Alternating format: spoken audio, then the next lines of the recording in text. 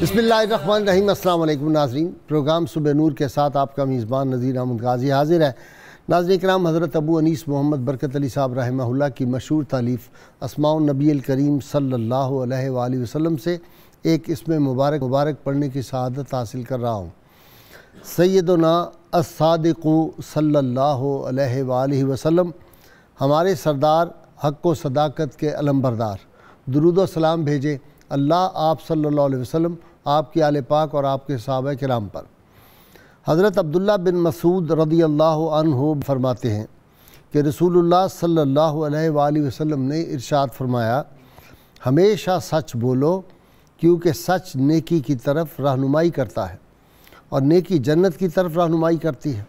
اور فرمایا، جب کوئی آدمی ہمیشہ سچ بولتا ہے اور سچ کی تلاش میں رہتا ہے تو اس کا نام اللہ کے نزدیک سچے لوگوں کی فہرست میں لکھ دیا جاتا ہے۔ رحمت عالمین صلی اللہ علیہ وسلم نے فرمایا، جھوٹ سے ہمیشہ بچو کیونکہ جھوٹ گناہ کی طرف رہنمائی کرتا ہے اور گناہ جہنم میں لے جاتا ہے۔ جب کوئی آدمی ہمیشہ جھوٹ بولتا ہے اور جھوٹ کی تلاش میں رہتا ہے تو اس کا نام اللہ کے نزدیک جھوٹے لوگوں کی فہرست میں لکھ دیا جاتا ہے۔ ناظرین کرام، آج ہم ایک ایسی ہستی پاک کا ذکر پاک کرنے کی سعادت حاصل کر رہے ہیں جن کو صداقت سیدنا صدیق اکبر رضی اللہ تعالیٰ عنہ اور شجاعت شیر خدا حیدر کرار فاتح خیبر رضی اللہ عنہ سے ملی تھی۔ اس اعتبار سے نجیب الطرفین تھے، علوم کا حمالیہ تھے اور حلم کا بحر بے کراں، معرفت کا کلزم تھے اور سخاوت کا دریا، حیا کا پیکر، نور کا چشمہ، فیض کا منبع اور علم لدنی کا کوہ صفا۔ ان کے پاس صرف زمین کا فلسفہ ہی نہیں تھا، آسمان کی دانش اللہ تعالیٰ نے اتنی عطا کی تھی کہ دنیا کے بڑے بڑے ماہرین فن جو تھے، بڑے بڑے عالم اور فاضل اور فقیہ جو تھے، وہ ان کے سامنے طفل مکتب کی حیثیت رکھتے تھے۔ یہ وہ ہستی تھی جن سے اکتساب فیض اور اکتساب علم جن لوگوں نے کیا، ان میں امام اعظم و حنیفہ جیسی شخصیات، امام مالک جیسی شخصیات، سفیان ثوری، جابر بن حیان 1000 کتاب کا مصنف اور اتنا بڑا سائنسدان جس کی مثال آج بھی دنیا نہیں لا سکتی، اور اسی طرح ابن حبان، ابن سعد، ابن جریج، ابو عاصم، کیا کیا نام لوں، اور فقہ کے ہمارے چاروں جو امام ہیں، چاروں ان کی عظمت کے قائل ہیں اور ان کی عظمت میں جو ہیں وہ رتب اللساں ہیں۔ امام نووی رحمۃ اللہ علیہ فرمایا کرتے تھے کہ آپ کی امامت، جلالت اور سیادت پر تمام ائمہ کا اتفاق ہے۔ ناظرین کرام، یہ ہستی پاک وہ تھی، سخاوت ان کا یہ عالم تھا کہ جب کوئی ان کی بارگاہ میں آتا تھا تو سائل کو سوال سے پہلے عطا کر دیا جاتا تھا۔ ایک مرتبہ مدینہ منورہ میں قحط پڑ گیا اور ان کے ہاں غلہ پورے 1 برس کے لیے تھا۔ آپ نے خادم کو بلایا، آپ نے پوچھا کہ بتاؤ بھائی ہمارے ہاں کتنا غلہ اس وقت موجود ہے؟ انہوں نے کہا، جی الحمدللہ پورے 1 برس کے لیے ہمارے پاس موجود ہے اور کسی کوئی کمی کا ہمیں ڈر نہیں ہے۔ آپ نے فرمایا، وہ سارا غلہ مدینہ کے غرباء میں جا کے تقسیم کر دو۔ یہ ان کی سخاوت کا عالم تھا۔ اور ناظرین کرام، ان کی حیات کے مطالعہ سے پتہ چلتا ہے جیسے علم، حلم، عبادت اور ان کو نور کے سانچے میں ڈالا گیا ہو۔ مجھے امام مالک رحمۃ اللہ علیہ کا قول مبارک یاد آتا ہے، فرماتے ہیں میں ان کی خدمت میں حاضر ہوا کرتا تھا اور میں نے امام جعفر صادق علیہ السلام کو صرف 3 کاموں میں پایا۔ میں جب جاتا تھا یا نماز پڑھتے ان کو دیکھا، یا روزہ کی حالت میں دیکھا، یا قرآن کی تلاوت میں۔ اور شاہان وقت جو تھے ان کے سامنے بھی حق کی بات کہنے سے آپ کبھی نہیں گھبرائے۔ ناظرین کرام، آج امام جعفر صادق علیہ السلام، آپ کی عظمت، آپ کی خوبیاں، آپ کا علم، آپ کا حلم، آپ کی عظمت، آپ کی رفت، آپ کے علوم لدنی اور آپ کے جو تلامذہ تھے اور آپ کے اساتذہ، اس سب حوالے سے گفتگو کرنے کے لیے بات شریک گفتگو ہیں۔ جناب روحانی شخصیت ہیں اور ادیب بھی ہیں، جناب پیر قمر الشکور احمد صاحب۔ ان کے ساتھ شاعر، ادیب، بلا کے خطیب بابا جی پیر انوار حسین جلوانوی ہیں، اور ان کے ساتھ تیسرے ماہر اقبالیات ہیں، کئی کتابوں کے مصنف ڈاکٹر طاہر حمید تنولی صاحب۔ ابتدا کر رہا ہوں جناب پیر قمر الشکور احمد صاحب۔ جی پیر صاحب، آپ تو اہل بیت اطہار پہ اسپیشلسٹ، ہمارے سارے اسکالر کہتے ہیں۔ بسم اللہ امام جعفر صادق تعارف۔ بسم اللہ الرحمن الرحیم. بہت خوبصورت ابتدائیہ آپ نے پیش فرمایا اور گفتگو بہت عمدہ، اور ہمارے لیے تمام پروگرام کی جو ہے جہات متعین کر دیں کہ کس طرح ہم اپنے عظیم امام کو خراج عقیدت پیش کریں. سبحان اللہ. آج بہت عظمت اور برکت والا دن ہے، 17 ربیع الاول ہے. حضرت امام محمد جعفر الصادق علیہ السلام کے ظہور پر نور کا، ولادت باسعادت کا آج دن ہے، تاریخ ہے. 17 ربیع الاول 83 ہجری آپ کی ولادت باسعادت ہے. یہ آپ اپنے دادا حضرت امام زین العابدین علیہ السلام کی خدمت اقدس میں 12 برس تک ان کے فیض صحبت سے اور آغوش تربیت سے مستفیض ہوتے رہے. سبحان اللہ. امام زین العابدین. امام زین العابدین علیہ السلام جو خود مطلب علم حدیث کا اتنا عظیم سمندر ہیں کہ حضرت امام زہری جو اہل سنت کے عظیم محدث ہیں وہ فرماتے ہیں کہ میں نے حدیث مبارکہ پر زین العابدین علیہ السلام سے بڑھ کر کسی دوسری شخصیت کو نہیں پایا. تو اس آغوش میں آپ کو ایک طویل عرصہ صحبت کے حوالے سے میسر آیا. خون بھی رگوں میں وہی ہے اور پھر تربیت بھی اسی آغوش رافت و رحمت میں ہے. سیاسی اعتبار سے باقر العلوم کی بارگاہ میں کتنا عرصہ ہے؟ جی، سیاسی اعتبار سے یہ جو ہے وقت آپ کا وہ عبد الملک بن مروان کا دور ہے جب آپ کی ولادت باسعادت ہوتی.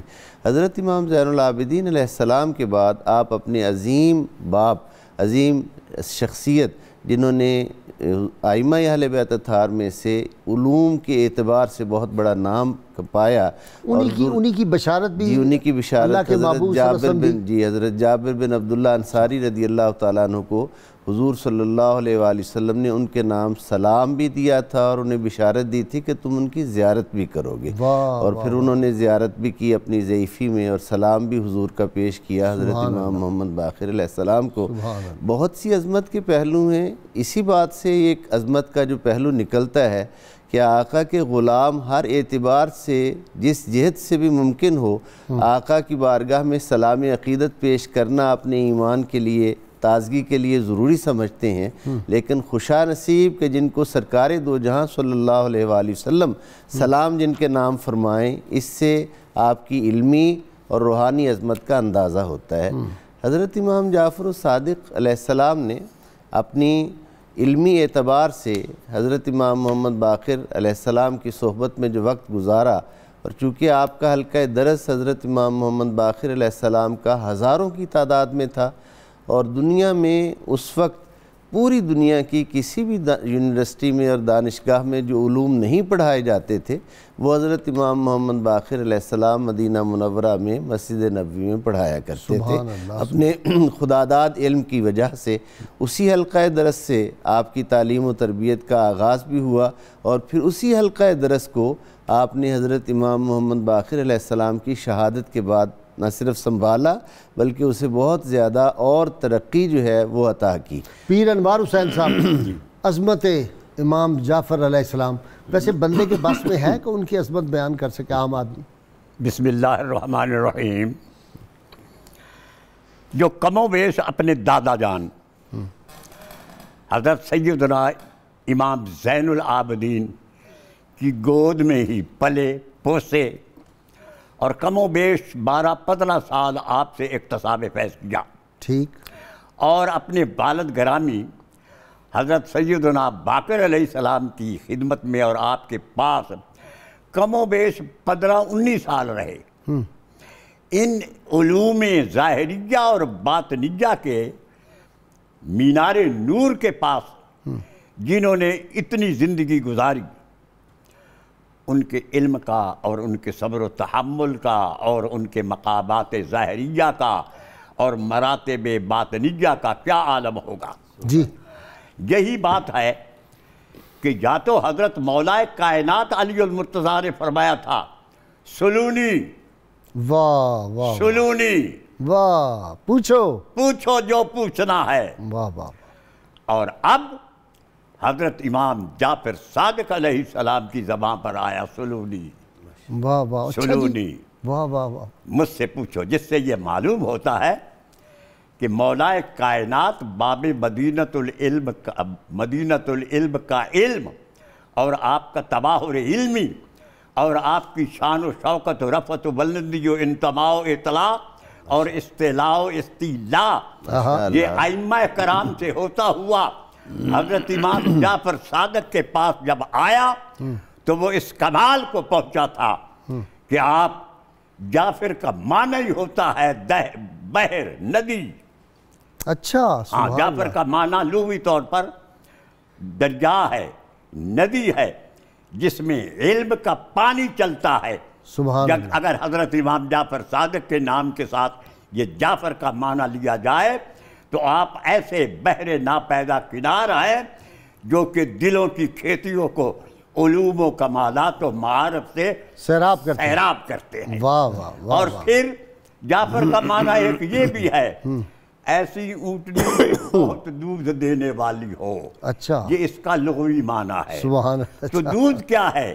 یہ علم معرفت ہے، علم شریعت ہے، علم طریقت ہے، علم حقیقت ہے اور علم وحدت ہے اور بہت سا دودھ دینے والے.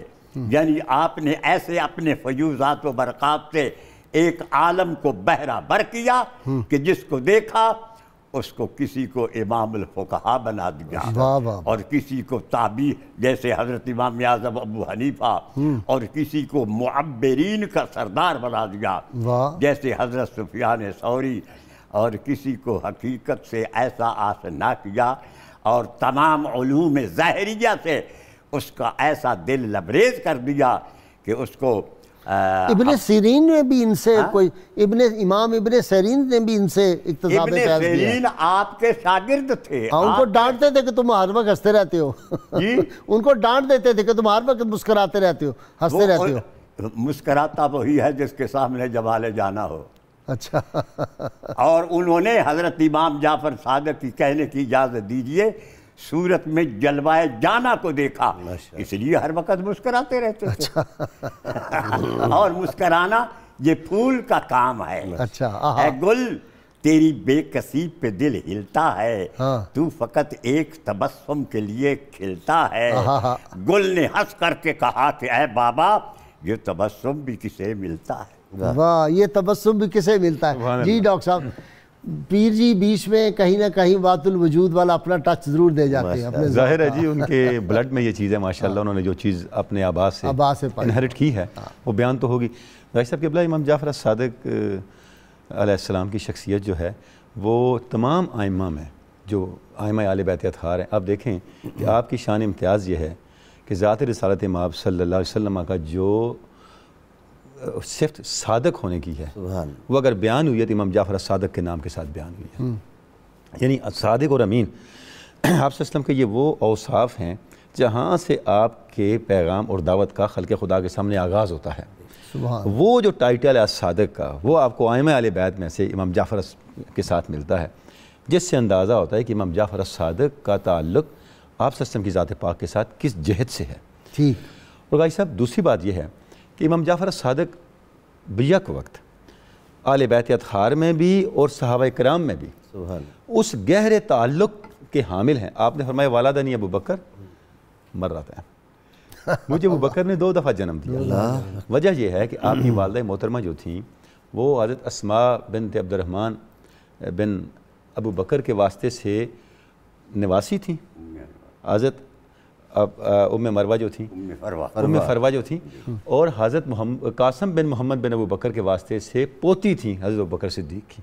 ٹھیک. یعنی آپ کی والدہ بیک وقت سیدنا ابو بکر صدیق کی نواسی بھی ہیں اور پوتی بھی ہیں.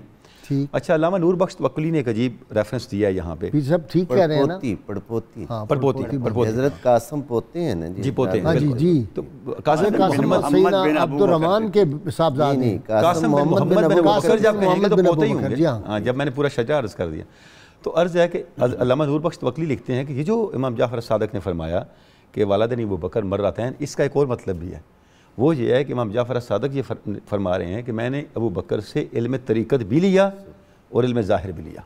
اچھا. مجھے نقشبندیوں کے چونکہ امام اس لیے نقشبندیوں میں بھی اور حضرت قاسم بھی آتے ہیں اس شجرے میں آتے ہیں.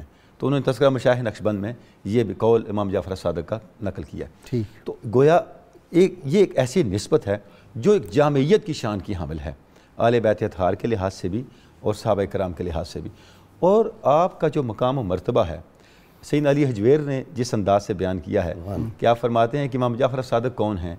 آپ یوسف سنت ہیں، آپ جمال طریقت ہیں، آپ معبر اہل معرفت ہیں، اور مزین اہل صفوت ہیں۔ کتنی بڑی بات ہے! یعنی آپ کی شان یہ ہے کہ سنت کو کمال تک پہنچا دیا آپ نے، اس کی تعمیل کو کس انداز سے آپ نے اس کی تعمیل فرمائی، اور جو اہل معرفت کے اسرار تھے ان کی تعبیر و تشریح آپ پہ ختم تھی، اور جو اہل صفا تھے ان کے صفا کو زینت اور حسن کے اعلیٰ درجوں تک پہنچانا یہ آپ کی شان تربیت تھا۔ یہی وجہ ہے یہ روشنی کی رفتار اور ایٹم کی قوت۔ یہ ابن الحسن نے جو کتابیں لکھی ہیں دیکھیں، اس کی کتاب ہے المنفعت، جس میں اس نے افلاک کا اور مختلف کائنات کے جو فزیکل ورلڈ کی حقائق بیان کی، اس میں اس نے اس کا اعتراف کیا کہ یہ کتاب میں نے امام جعفر صادق ہی کی رہنمائی میں براہ راست لکھی ہے۔ تو یہ غازی صاحب، یہ سارے علوم فی الاصل تو اہل بیت اطہار کے گھر کی میراث ہیں، اور جس نے جتنا تعلق وہاں رکھا اس کو یہ روشنی ملی،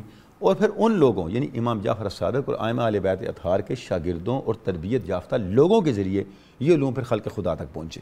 یعنی ابن الحسن کو غازی صاحب میں ایک ریفرنس دوں گا، دیکھیں اتنا بڑا آدمی ہے، اس نے جو کتاب العین لکھی، یعنی وہ بہت بڑا اپریشین بھی تھا، وہ آج بھی موجود ہے ویسٹ کے۔ جی ظاہر ہے، وہ سارا ابو علی سینا کو بھی اس طرح فالو کر رہے ہیں۔ اس میں جو اس نے آنکھ کا نقشہ دیا ہے وہ بالکل وہی ہے جو آج کی آپ نے مائکروسکوپک ریسرچ کے بعد دیا ہے، اور بہت سی چیزیں، کیمرہ سب سے پہلے اس نے بنایا، اس کا تصور اس نے دیا۔ تو یہ آئیڈیاز کہاں سے آ رہے تھے؟ آتے ہیں غیب سے مضامی خیال میں، پہلے ان کے سامنے کوئی کتابیں تو نہیں تھیں، نہ کوئی پریسیڈنٹ تھا، تو یہ سارے کے سارے انہی لوگوں کی تربیت تھی جو صاحبان علم لدنی تھے، تو ان کے ذریعے سے یہ علم جو تھا آگے منتقل ہوا۔ پیر صاحب، کرامات بھی آپ کی بے شمار ہیں ماشاءاللہ۔ جی بے شک، جی تو منبع ہیں برکات و حسنات کا، اور اللہ تعالیٰ نے بہت زیادہ شانیں اور فضیلتیں عطا فرمائی ہیں۔ عباسی وہ ذرا بادشاہ کے دربار میں وہ جو اس نے کہا تھا کہ میں سر پہ ہاتھ رکھوں، جی میں عرض کر منصور نے وہی وہ ذرا عرض سنائے نا بات۔ کرنے لگا۔ اچھا اچھا، ایک بار عباسی خلیفہ منصور نے آپ کو بلایا، اور بلا کر 2 دفعہ اس طرح واقعہ ہوا۔ ایک دفعہ تو یہ دوانکی اس کو کہتے تھے؟ جی منصور دوانکی۔ دو طرح کے واقعات ہیں۔ منصور نے ایک دفعہ آپ کو بلایا تو اس نے اپنے دربان سے کہہ رکھا تھا کہ جیسے ہی وہ اندر داخل ہوں ان کو شہید کر دیا جائے، لیکن نشانی بھی دی تھی۔ جی کوشچن یہ تھا کہ ہمیں جیسے کیوں دیتے ہیں لوگ، سر پہ ہاتھ رکھوں گا تو شہید کر دیا جائے۔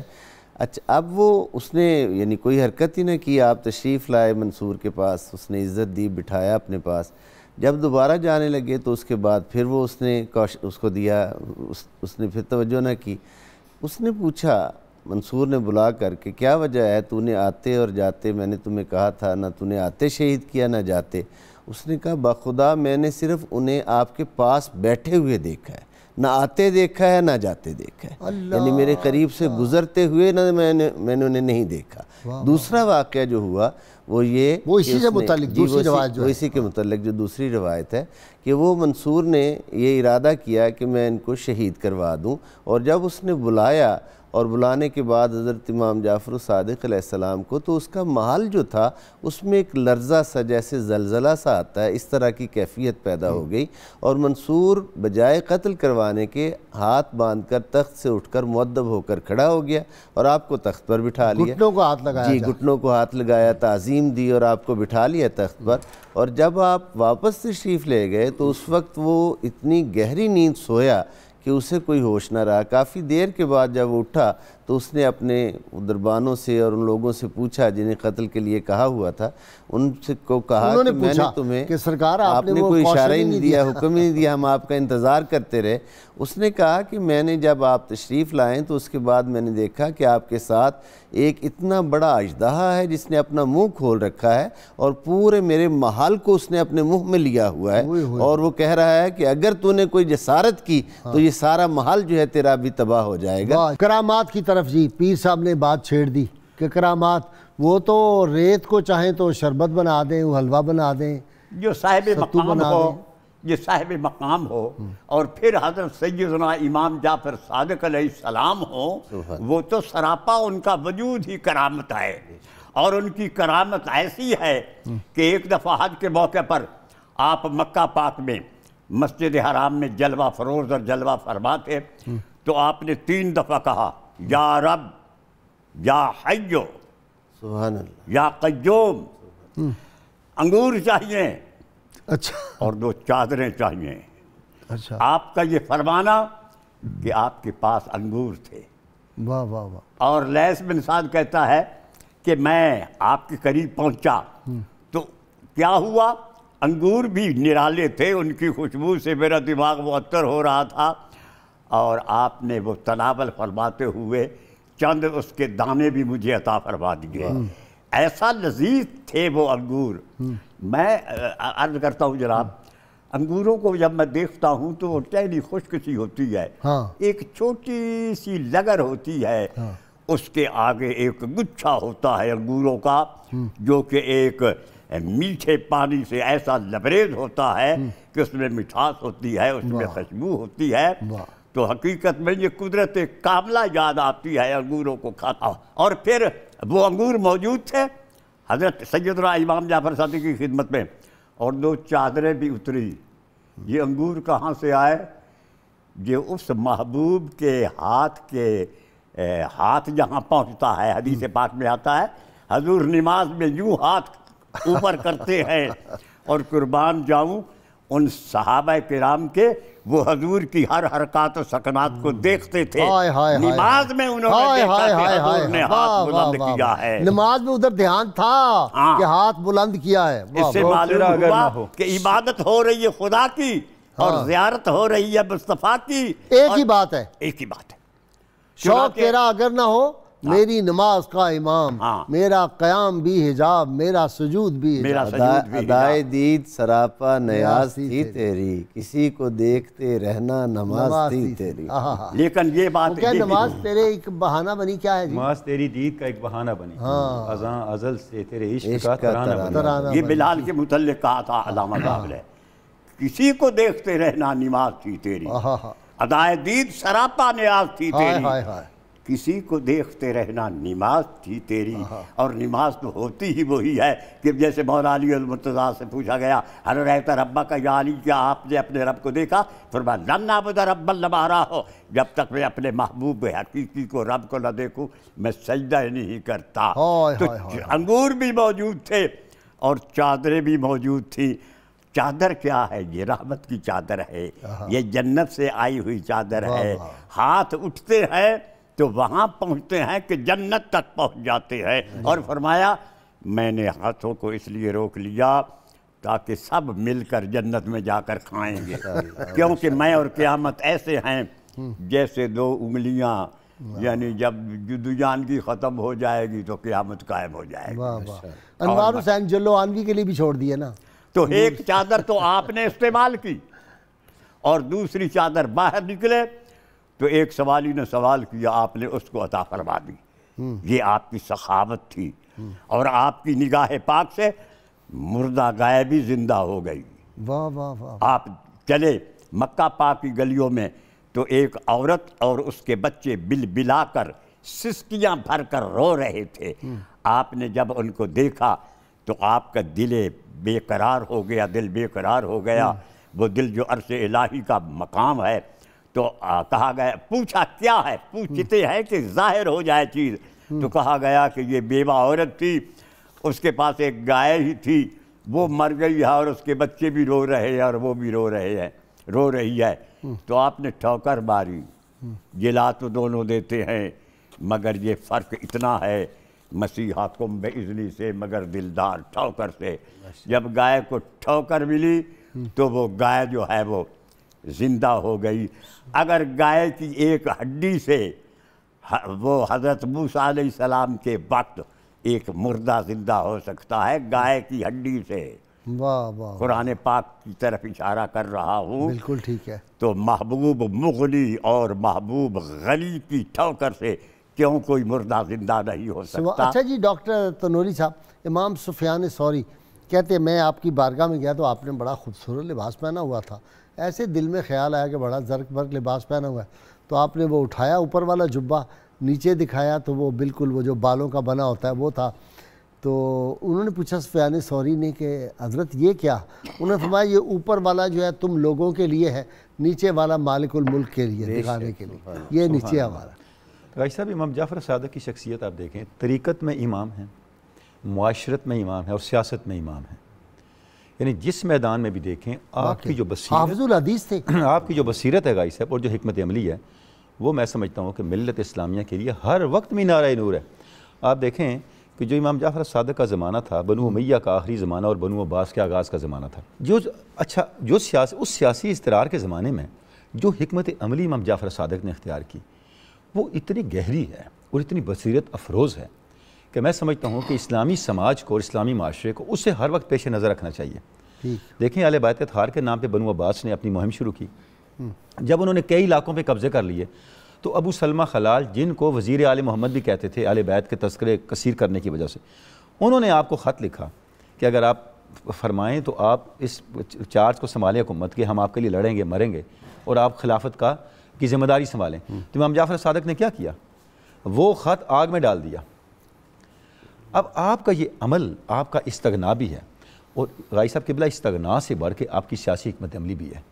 جب امام زید آپ کے چچا جان نے خروج کیا تو انہوں نے آپ کو دعوت دی تو آپ اس میں شامل نہیں ہوئے، کیوں؟ آپ نے فرمایا میں آپ کے ساتھ، آپ کے ہمدرد، میرا احترام سب کچھ، لیکن اس کا نتیجہ ہمارے معاشرے کے لیے بہتر نہیں ہوگا۔ اب غازی صاحب اس کے اندر حکمت کیا ہے؟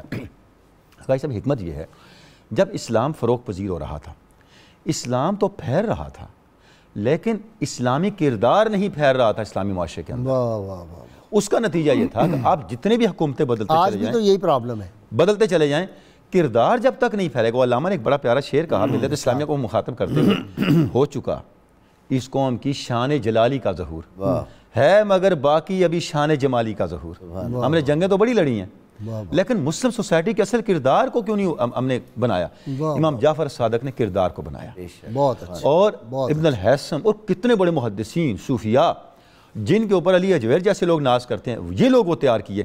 آپ تصور کریں اگر امام جعفر صادق اس مہم کا حصہ بنتے، ملت اسلامیہ کو یہ ذخیرہ کہاں سے ملتا؟ 1000 آدمی جو پیدا کیا ہے، سائنسدان، یہ کہاں سے آتا؟ کیمیا دان، آج بھی ہمیں یہ اپنی دینی جد و جہد میں یہ اعتدال پیدا کرنے کی ضرورت ہے کہ شان جمال اس سوسائٹی کی جو ہے، جو فی الاصل فقر جنید و بایزید ہے، جو فی الاصل کردار کی طاقت ہے، اس کو زندہ کرنے کی ضرورت ہے۔ ڈاکٹر صاحب، آپ بلا سوچے سمجھے حکمت کے بغیر آپ لوگوں کو مروا دیں، امت کو مروا دیں، یہ کہاں کی دانش مندی ہے؟ تو غازی صاحب یہ جو چیز ہے نا، یہ اس آپ کو امام جعفر الصادق کی شخصیت سے ملتا ہے کہ آپ نے اس خلفشار کے زمانے میں اس کا حصہ بننے کے بجائے، باوجود مواقع ملنے کے، اقتدار سے چمٹنے کے بجائے ملت اسلامیہ کو بنانے پہ اپنی ساری توانائیاں صرف کی، اور آپ دیکھیں اس کا آگے فیضان چلا۔ اچھا، جب آپ طریقت میں غازی صاحب کے بلا دیکھتے ہیں، جو طریقت کے اندر آپ کی تعلیمات ہیں، آپ فرماتے ہیں لا یصح العبادہ الا بالتوبہ، تمہاری ساری عبادتیں ادھوری ہیں جب تک تم توبہ میں پختہ نہیں ہو۔ سبب یہ ہے کہ اللہ رب العزت نے توبہ کو عبادت پر فائق کیا ہے۔ قرآن مجید میں التائبون والعابدون، اللہ کی بارگاہ میں توبہ کرنے والے اور عبادت کرنے والے۔ آپ دیکھیں کہ غازی صاحب کس بصیرت کے ساتھ آپ فرما رہے ہیں۔ توبہ کا مطلب کیا ہے؟ آپ اپنے نامہ اعمال سے غلطیوں کو مٹاتے ہیں، آپ کے پلاٹ پہ جو غلط بلڈنگ بن گئی ہے اس کو گراتے ہیں، صاف کرتے ہیں تاکہ اچھی تعمیر سامنے آ سکے۔ ڈاکٹر صاحب، وہ سلطان محمد فاتح رحمۃ اللہ علیہ جو تھے، حضرت سیدنا عمر بن خطاب رضی اللہ تعالیٰ عنہ، جناب عمر فاروق ان کے خواب میں آئے تو سلطان محمد فاتح نے کہا کہ حضرت سیدنا عمر سے عرض کیا، ہمارے پاس گھوڑے، ہمارے پاس اسلحہ، تلواریں، نیزے آپ سے کہیں بہتر ہیں، توپیں بہتر ہیں، لیکن نتائج وہ نہیں جو آپ کے نکلے۔ جس طرح آپ کے دور میں حکومت پھیلی تو وہ ہمیں نہیں نتائج مل رہے۔ تو سیدنا عمر فاروق رضی اللہ تعالیٰ نے فرمایا کہ سلطان محمد فاتح، ہم جب دنیا کو فتح کرنے نکلے تھے، پہلے ہم نے اپنے آپ کو فتح کیا تھا، پھر دنیا کو فتح کرنے نکلے۔ تم لوگ اپنے آپ کو فتح نہیں کیا، پہلے دنیا کو فتح کرنے نکلے ہو۔ اب غازی صاحب اس سے بڑا فتح کی کیا علامت ہوگی کہ بیت المقدس پہنچ رہے ہیں، خادم اوپر بیٹھا ہوا ہے اور خود ڈرائیور، یعنی گاڑی میں ڈرائیو خود کر رہے ہیں، اور جس نے ڈرائیور بننا تھا وہ ساتھ بیٹھا ہوا ہے، تھک نہ جائے۔ یعنی آج کی زبان میں اگر آپ بات کریں، کوئی بلیو کر سکتا ہے؟ کوئی تصور ہو سکتا ہے؟ اور پیبند لگے ہوئے خلیفہ وقت۔ یہ جو ان کی بے نفسی تھی، یہ جو ان کی اپنی تسخیر ذات تھی، اس نے انہیں حاکم کائنات بنا دیا۔ تو اہل بیت اطہار کی بصیرت یہ ہے، ان کی حقیقت بینی یہ ہے کہ وہ ہمیں وہ راستہ دکھاتے ہیں جو ملت کی تعمیر کا راستہ ہے۔ ناظرین کرام، بہت مختصی بریک، ذکر پاک امام پاک کا جو ہے وہ جاری رہے گا، اور یہ ذکر جب آدمی کرتا ہے تو اس کی خطائیں، گناہ جو ہے وہ اس طرح ہی جھڑتے ہیں جس طرح خزاں میں پتے درخت سے جھڑ جاتے ہیں، یہ برکتوں والا ذکر ہے۔ اور پھر ولادت باسعادت حضرت امام جعفر صادق علیہ السلام اور ربیع الاول کا مہینہ، تو پھر آپ اندازہ کر سکیں گے رحمتوں کی برسات میں ہم اپنے دامن جو ہیں ان کو کیوں نہ تر کر لیں اور اپنے قلب و ذہن کو کیوں نہ روشنی سے بھر لیں۔ ہمارے ساتھ رہیے گا۔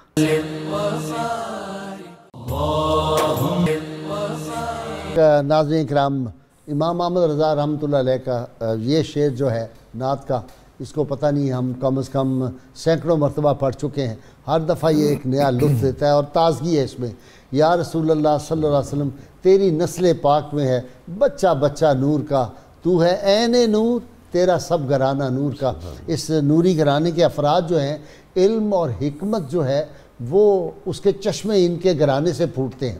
ناظرین کرام، فرماتے ہیں امام جعفر صادق رحمۃ اللہ علیہ السلام فرماتے ہیں، دنیا جب کسی کے موافق پیر صاحب ہوتی ہے، دیکھیے حکمت کیسی ہے، دنیا جب کسی کے موافق ہوتی ہے تو دوسروں کی بھلائیاں بھی اسے دے دیتی ہے، اس کے کھاتے میں ڈال دیتی ہے، اور جب منہ پھیر لیتی ہے تو خود اس کی خوبیاں بھی چھین لیتی ہے، پھر ان کو اس کی برائیاں نظر آتی ہیں۔ یہ پریکٹیکل کتنی بات ہے زندگی میں، ہم دیکھتے ہیں واقعی۔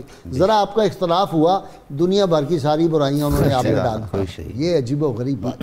ایک چیز جو ہے آپ کا ذکر پاک علم کے حوالے سے ہو رہا ہے، میں یہاں یہ بات عرض کرنا چاہوں گا، ڈاکٹر صاحب نے جیسے ابھی فرمایا کہ 12 بادشاہوں کا آپ نے دور دیکھا ہے، تو یہ بھی ذرا بادشاہت کی ناپائیداری، شہنشاہیوں کی اور فقر کی پائیداری ذرا دیکھیے کہ روحانیت جو ہے اس کا استحکام کیا ہے، کہ ادھر 12 لوگ گزر گئے ہیں، ادھر ایک ذات جلوہ فرما ہے۔ جی ادھر 13 صدیاں گزر گئی ہیں، تقریباً 12.5 صدیاں آج بھی انہی کا ذکر پاک چل رہا ہے۔ جی وہ ظاہری حیات مبارک کے حوالے سے۔ دوسری بات آپ یہ تاریخی اعتبار سے میں عرض کرنا چاہوں گا کہ ائمہ اہل بیت اطہار میں سے 11 امامین میں سے سب سے زیادہ عمر مبارک آپ نے پائی ہے، 65 برس آپ کی عمر مبارک ہے، اور تمام ائمہ میں زیادہ عمر مبارک پائی۔ اور پھر اللہ تعالیٰ نے اگرچہ روحانی اعتبار سے یہ حالات کے محتاج نہیں ہیں، اسباب کے محتاج نہیں ہیں، یہ مسبب الاسباب کی بارگاہ کے انتہائی قریب ہیں، ان کی نظر کرم سے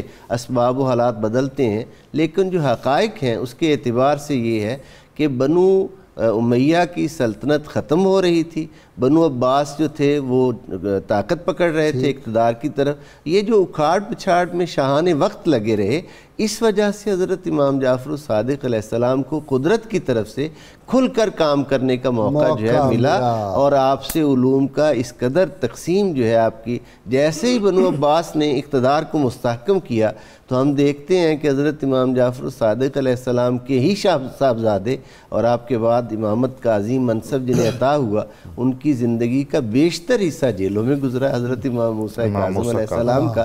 تو آپ کو قدرت کی طرف سے ایسا ماحول دیا گیا کہ اس نے انتظام چل رہا، انتظام ایسا تھا۔ جی بشارت آپ کی طرف آ جاتے ہیں، فقہ میں کمال نہیں ہے، یہ نام اتنے بڑے بڑے جو ہیں ہماری تاریخ کے، وہ سب جب وہاں جاتے ہیں تو سارے ہی سرنڈر۔ جی غائز صاحب، اس میں کوئی شک نہیں۔ دیکھیے امام اعظم ابو حنیفہ رحمۃ اللہ علیہ، جن کو سراج الامہ کہا جاتا ہے اور فقہ کا امام، اور چاروں اماموں کے اندر اماموں کا امام، جی امام اعظم آپ کا لقب ہے۔ آپ فرماتے ہیں کہ میں نے امام جعفر صادق علیہ السلام سے بڑھ کر فقیہ نہیں دیکھا، اور حضرت امام اعظم ابو حنیفہ رحمۃ اللہ علیہ کا یہ قول ہے۔ آپ فرماتے ہیں کہ منصور اور حضرت امام جعفر صادق کو میں نے اکٹھے دیکھا، فرماتے ہیں قسم بخدا منصور کا وہ رعب اور ہیبت مجھ پر طاری نہیں ہوئی جو امام جعفر صادق کی ہیبت مجھ پر طاری ہوئی۔ آپ فرماتے ہیں اس کی کوئی ہیبت مجھ پر طاری نہیں ہوئی، جو امام جعفر صادق کا ایک رعب تھا، جو ان کی ہیبت تھی اور جو ان کا جلال تھا۔ حضرت داؤد طائی نے آپ سے عرض کیا کہ مجھے کوئی نصیحت کریں، تو آپ نے فرمایا کہ آپ تو زاہدین کے امام ہیں، تو میں آپ کو کیا نصیحت کروں؟ انہوں نے عرض کیا کہ نہیں، لوگ آپ سے امید رکھتے ہیں کہ آپ ان کو کوئی نصیحت کریں، واعظ کریں۔ تو یہ بات سن کر حضرت امام جعفر صادق رونے لگ گئے، اور روتے ہوئے آپ نے فرمایا کہ اگر کل مجھے رسول اللہ صلی اللہ علیہ وسلم نے پکڑ لیا اور یہ کہا کہ تم نے میری سنت کی اتباع کا حق کیوں نہیں ادا کیا، کیا بات، تو میں کیا جواب دوں گا؟ جب یہ بات آپ نے فرمائی تو پھر حضرت داؤد طائی بھی رونے لگے اور عرض کیا کہ آپ تو حضرت علی المرتضیٰ کے بیٹے ہیں اور حضرت خاتون جنت کے لخت جگر ہیں، اور آپ کے جد امجد کون ہیں جو امام الانبیاء ہیں، قائد المرسلین ہیں، اگر آپ یہ بات کہہ رہے ہیں تو پھر داؤد کا حال کہاں شمار ہوگا، اور میں کس حال میں ہوں کہ اگر آپ کا تقوی، خشیت اور خوف کا عالم یہ ہے۔ پھر جو آپ کے فرامین ہیں اس میں ایک بات آپ نے فرمائی، آپ نے فرمایا جو شریف النفس آدمی ہے اس کو 4 کام کرتے ہوئے آر اور شرم محسوس نہیں ہونی چاہیے۔ ایک یہ کہ جب اس کا باپ آئے تو تعظیم کے لیے اٹھ کر کھڑا ہو۔ دوسری بات فرمایا کہ اپنے استاد کی خدمت کرتے ہوئے شرم محسوس نہ کرے۔ تیسری بات فرمایا کہ اگر اس کے 100 غلام بھی ہوں اپنے جانوروں کی دیکھ بھال کبھی کبھی خود بھی کیا کرے اور اپنی جانوروں کی خدمت کیا کرے۔ اور چوتھی بات آپ نے فرمائی کہ مہمان کی خدمت کرنا، شریف النفس آدمی کو اس میں آر محسوس۔ پھر آپ نے فرمایا کہ اللہ تعالیٰ نے دنیا کو پیغام بھیجا کہ جو شخص میری اطاعت کرے تم اس کو راحت پہنچاؤ اور اس کو آسانی پہنچاؤ، اور جو شخص تم سے محبت کرے تم اس کو تکلیف پہنچاؤ۔ فرمایا یہ دنیا کی طرف پیغام بھیجا گیا۔ پھر جس طرح حضرت شیخ محقق نے لکھا کہ اللہ تعالیٰ جب کسی شخص کو اپنا قرب عطا فرماتا ہے تو اس کو اپنی صفت کن کا مظہر بنا دیتا ہے، اور وہ جو اپنی زبان سے کہتا ہے وہی ہو جاتا ہے۔ یوم عرفہ کے دن ایک شخص نے آپ سے کہا کہ منصور نے میرے بھائی کو قید کیا ہے تو آپ دعا فرمائیں۔ آپ نے فرمایا تم گھر پہنچو، وہ گھر پہنچ گیا ہے۔ جب وہ گھر پہنچا اپنے بھائی سے پوچھا تو اس نے کہا کہ جس دن یوم عرفہ تھا اسی دن دوپہر کے قریب میں گھر واپس آ گیا اور رہائی مل گئی۔ اچھا ڈاکٹر صاحب، کرامات تو میں سمجھتا ہوں ان کے کھلونے ہیں، ان کے تو غلاموں کو اللہ تعالیٰ اتنی کرامات عطا کرتا ہے، بے موسم پھل آ رہے ہیں، جو وہی لفظ کن والی جو اللہ تعالیٰ، وہ حدیث پاک جو ہے کہ میں بندے کے ہاتھ بن جاتا ہوں، بالکل جس سے وہ پکڑتا ہے، یہ عام ولی کی بات ہے، جی ہاں اللہ کے بندے کی، اور جو سلسلہ نور سے ہے اس کا کیا عالم ہے، ان کی کیا۔ بھائی صاحب کرامات یقیناً اپنی جگہ برحق ہیں۔ اور ڈاکٹر صاحب فزکس، میٹا فزکس، سبحان اللہ، سائنس، جغرافیہ، سائنس کی جتنی علوم، جتنی بیماریاں انسانی نفسیاتی، جتنی جسمانی، حیرت ہوتی ہے اتنے علوم۔ عقائد کی بیماریاں بھی، ہاں، یعنی ایک طبقہ پیدا ہو گیا تھا اس زمانے میں جن کا یہ اعتقاد ہو گیا تھا کہ نعوذ باللہ ائمہ میں خدا داخل ہے، حلول کر گیا ہے، یا ائمہ کرام کا وہ درجہ ہے جو پیغمبر کا درجہ ہوتا ہے۔ تو حضرت امام جعفر صادق نے اس کو بہت شدت سے محسوس کیا اور آپ نے عقائد کی درستی کی ایک تحریک چلائی، اور بالکل اپنے معتقدین کو اور اپنے ہاں آنے جانے والے کو سختی سے منع کیا کہ جس کا بھی ائمہ کے بارے میں یہ عقیدہ دیکھو اس سے قطع تعلق کرو، ان کے ساتھ کھانا پینا بھی نہیں ہے۔ جو علمی جہاد آپ سے ظاہر ہوا ہے اور جو اخلاقیات کا اور اعتقاد کا جہاد آپ نے زندگی بھر کیا ہے، غالباً بطور امام بھی اللہ تعالیٰ نے آپ کو سب سے زیادہ وقت عطا فرمایا۔ 30 برس یا 34 برس کے قریب آپ کا دور امامت ہے، جس میں آپ نے اطمینان سے یہ کیا۔ بھائی صاحب میں تو یہ بہت حیرت ہوتی ہے مجھے کہ ہم چھوٹے چھوٹے لوگ ہیں تو ہماری انا اور شخصیت وہ ڈیمیج ہو جاتی ہے چھوٹی چھوٹی بات پر، یعنی اتنی جلالت شان کا آدمی، حسب نسب کا، زہد و تقوی کا، اور اللہ نے جن کو قوتیں بھی عطا کی ہوں، سبحان اللہ سبحان اللہ۔ آپ مسجد نبوی میں نماز ادا فرما رہے ہیں، ایک آدمی کی 1000 دینار کی ایک تھیلی چوری ہو گئی، اس نے دیکھا کہ ایک ہی آدمی ہے، اسی نے اٹھائی ہوگی، اور وہ پہچانتا نہیں تھا، اس کو پہچان کروانے کے لیے یہ ہوا تھا سارا کام۔ جی جی جی، تو اس نے آپ سے کہا کہ بھئی میرے تھیلی گم ہوئی ہے تو آپ نے لی ہے، آپ نے فرمایا اس میں تھا کیا؟ اس نے کہا جی 1000 دینار۔ آپ نے کہا میرے ساتھ تشریف لائیے۔ کیا شان ہے جی، کیا حسن الفاظ ہے۔ اور آپ نے اسے گھر لے جا کے ایک تھیلی 1000 دینار کی دی۔ وہ آدمی واپس آیا تو اسے اپنے ہی ساز و سامان کو سمیٹتے ہوئے اپنی تھیلی مل گئی۔ تو پھر اسے بہت ہی حیرت اور تعجب ہوئی اور بہت شرمندہ ہوا، اور وہ واپس حاضر ہوا تو اسے پتہ چلا یہ امام جعفر صادق ہے۔ سبحان اللہ۔ اس نے کہا جناب مان گیا آپ کو، اللہ کے رسول کا اخلاق یہی ہے جو آپ میں عطا ہوا۔ واپس لے لیں، آپ فرمایا اہل بیت جو عطا کر دیتے ہیں وہ عطا کر دیتے ہیں، جو دے دیتے ہیں واپس نہیں کرتے ہیں۔ جی پیر صاحب جی، جس طرح سخاوت کا ذکر ہو رہا ہے، آپ اسی طرح نوازتے ہیں ہر اپنے در پہ ہر آنے والے کو، اور یہ مال دنیا بھی، اور مال دنیا کے ساتھ ساتھ جس قسم کی طلب جس کی ہے اس کی طلب کو جانتے بھی ہیں، اور ظرف قداخار دیکھ کر وہ اس طلب کے مطابق اسے نوازتے بھی ہیں۔ جو جس علم کا طالب آتا ہے اسے وہ علم بھی عطا کرتے ہیں۔ یعنی اگر ہم آپ کے اس حلقہ درس کو دیکھیں تو میں نے جب ان چیزوں کو غور کے ساتھ پڑھا 20 علوم ایک ہی وقت میں پڑھنے والے لوگ آتے ہیں، یعنی ایک طرف علم فقہ، ایک طرف علم شریعت، علم حدیث، تفسیر قرآن پڑھی جا رہی ہے، دوسری طرف کوئی طب کا طالب علم آتا ہے، اور خصوصاً جابر بن حیان جب آتے تھے تو آپ انہیں لے کر الگ چلے جاتے تھے اور بالکل حلقہ درس سے الگ بیٹھ کر اور ان سے وہ خاص کلام کرتے تھے جس قسم کا ذہن رسا اللہ نے ان کو عطا کیا تھا. ان کے سامنے وہ سارے فزکس کیمسٹری کی آپ باتیں کرتے، سمجھاتے، اور وہ آپ سے اکتساب فیض کرنے کے بعد یعنی وہ ایک اتنا بڑا نام ہے کہ اس میں باقی سارے بہت سے نام جو ہیں وہ اس کے بعد آ جاتے ہیں ضمن میں ہی. اتنا بڑا نام ہے سائنسی دنیا میں، اور جس کو ہر علم جو ہے آپ نے عطا فرمایا، اور جیسی طلب تھی بقدر ظرف جیسا کسی کو عطا فرمایا. جی بشارت، لاسٹ کمنٹ آپ کا. جی غازی صاحب آپ کے حوالے سے کہ آپ کے اسی روحانی مقام کے حوالے سے اور صفت کن کے حوالے سے ایک بات کہ حضرت لیث بن سعد جو بہت بڑے محدث ہیں وہ فرماتے ہیں کہ میں نے ایک شخص کو دیکھا جو پہاڑ پہ بیٹھا ہے جبل ابو قبیس پر، اور یا رب کہہ کر اپنے رب کو پکار رہا ہے، اور پھر اس خواہش کے اظہار کرتا ہے کہ مجھے انگور پسند ہے، انگور عطا کیجئے. غیب سے ایک طباق پیش کیا جاتا ہے، پھر لباس طلب کیا تو لباس آ گیا. فرماتے میں ان کے پیچھے چلا اور میں جاننا چاہتا تھا کہ یہ کون ہے. ایک شخص راستے میں ملا، اس نے کہا کہ اے رسول اللہ کے بیٹے آپ یہ اپنا لباس مجھے عطا کر دیں، تو آپ نے اسے عطا کر دیا. پھر مجھے یہ بات سمجھ آئی کہ یہ حضور صلی اللہ علیہ وسلم کی اولاد ہیں، امام جعفر صادق ہیں. تو اس بات سے کہ وہ جو صفت کن کا مظہر تھے، اور دوسری بات کہ جو فراست مومنانہ اللہ تعالیٰ نے آپ کو عطا کی تھی وہ اپنی مثال آپ تھی. بہت شکریہ بشارت آپ کا بھی، پیر صاحب آپ کا، ڈاکٹر نظامی صاحب آپ کا. ناظرین کرام درود پاک کا وقفہ سنتے ہیں، پڑھتے ہیں، ہمارے ساتھ رہیے گا.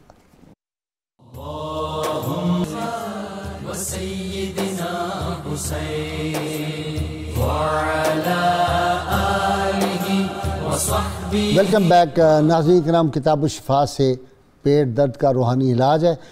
اگر کسی کے پیٹ میں درد ہو تو تھوڑا سا نمک لے کر اس پر اول و آخر درود پاک کے ساتھ 3 بار سورہ کوثر پڑھ کر مریض کو وہ نمک کھلا دیں، انشاءاللہ بہت جلد شفا ہوگی. شرط یہ ہے اول و آخر کوئی بھی درود پاک جو آپ کو آتا ہو کم از کم 11 مرتبہ ضرور پڑھیں.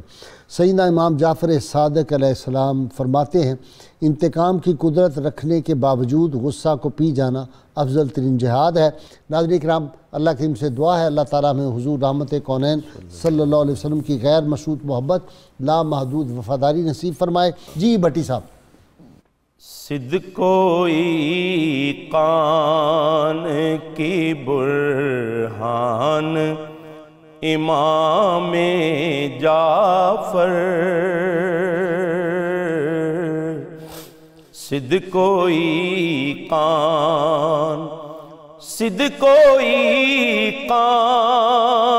کی برہان امام جعفر، اہل عرفان کے سلطان امام جعفر، اہل عرفان کے سلطان امام جعفر، گلشن آل محمد کے گل تازہ ہیں،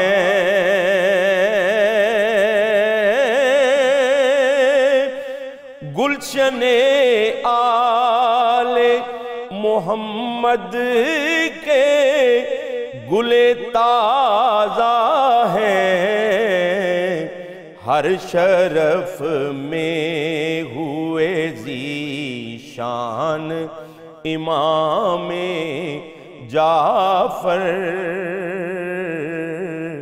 ہر شرف میں ہوئے ذیشان امام جعفر، چشمہ لطف و کرم اب بھی ہے جاری ان کا،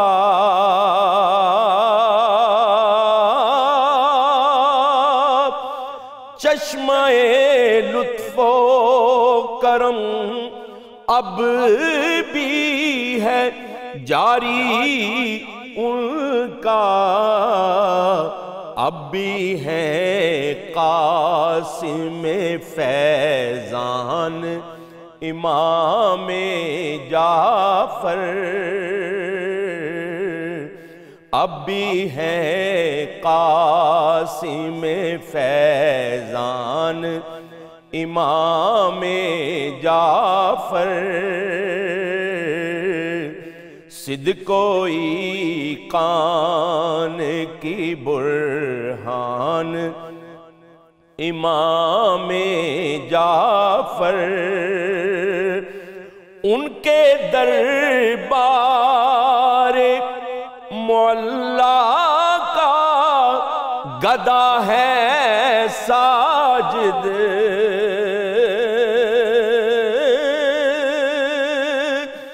ان کے دربار معلا کا گدا ہے ساجد، اس کی بخشش کا ہے سامان امام جعفر، اس کی بخشش کا ہے سامان امام جعفر۔